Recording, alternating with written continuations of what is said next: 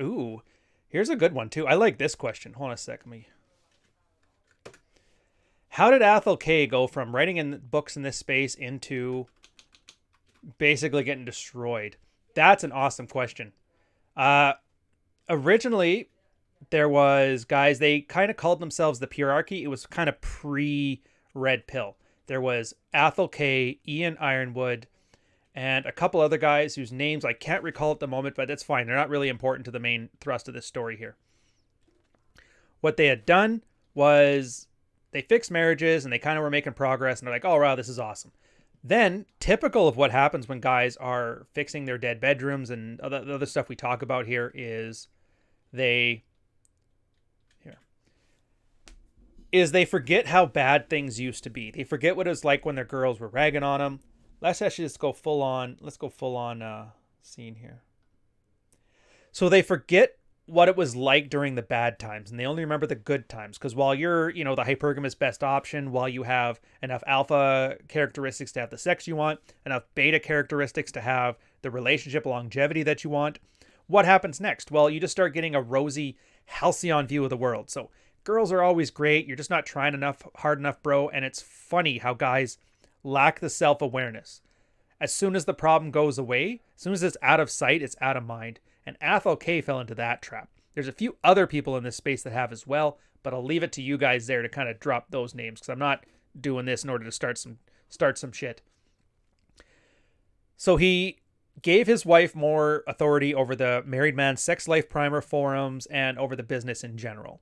And just like Ian Ironwood wrote down in the Male Social Matrix, great article by the way, the girl brought in a second girl. And then while one girl changes the dynamic of the space where people are no longer trying to compete amongst each other for a certain objective prize, they started competing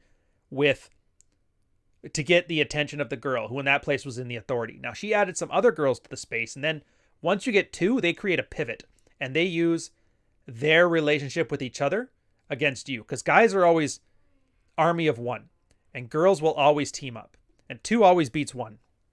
And so these pivots will get there. Eventually some simps, because they're just learning how not to simp for their wives, so what do? They transfer that simperage to simperage.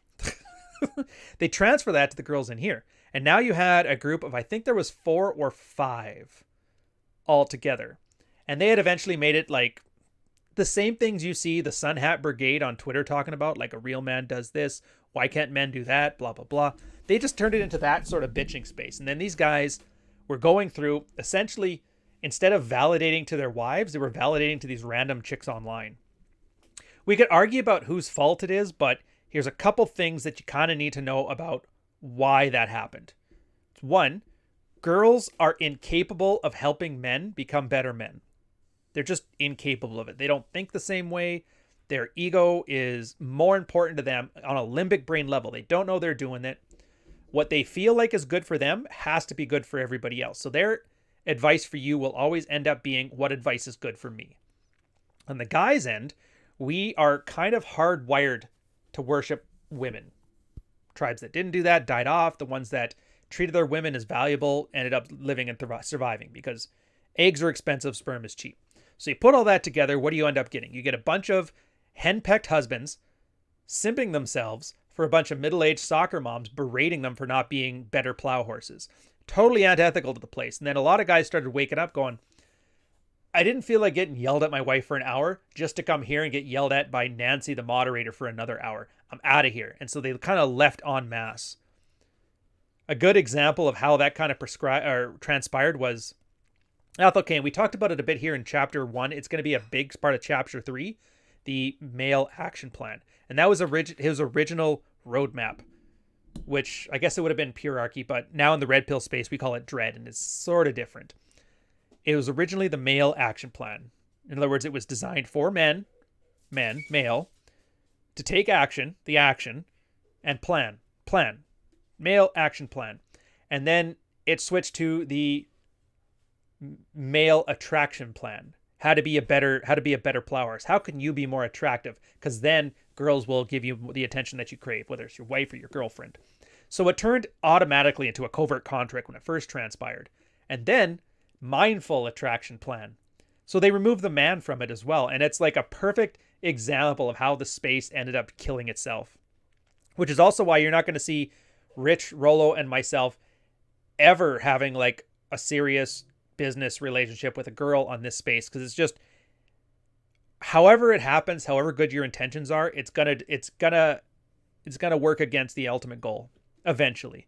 It always happens. It always happens.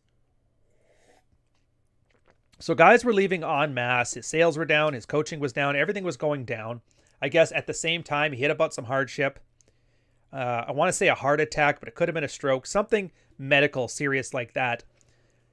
So with medical bills piling up, the business going down, they kind of eventually went into bankruptcy. Now, I don't know. I haven't followed this. It's been like 5 years since then, so I don't know what's happened since.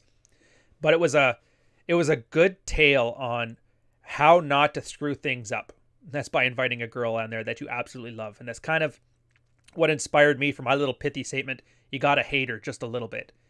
Because, again, she was acting like a great wife. Perfect wife. Why wouldn't you want to reward her? Oh, yeah, you want to come into this space? Sure, honey. You can come on in and help because you're awesome and I'm leading and we're great. And that's the attitude a lot of people have. I mean, Illimitable Man had that. He had his girlfriend there for a bit. All of a sudden, he started talking about trad ideals and this kind of nonsense. Sure enough, she ended up screwing him over, and it was just an e-girlfriend. But it's a nice little example of it. And I would argue Hunter kind of that went that way, but I haven't followed him in a while, so I don't know. Maybe he switched around. But we kind of, like, very early on talked about this. Like, bringing your wife on here is probably not the best idea. No idea how he's gone on his, so you guys will have to tell me about that. But it's funny to watch how something very simple like simping, which single guys following an e-thought, that's all good. We can laugh about it. Oh, what an idiot.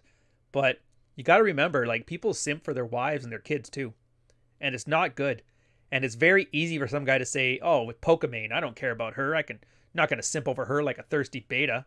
Meanwhile, their wife at home acting on best behavior because he got his dread game under wraps, thinking the same thing over her. So, like, what's the difference? Oh, well, she's here in front of me, so it's okay to simp for her. It's like, no, it's not okay to simp. I'm telling you, you simping is one of the biggest self-sabotaging activities you could possibly do. And if you do it, you deserve what's coming to you.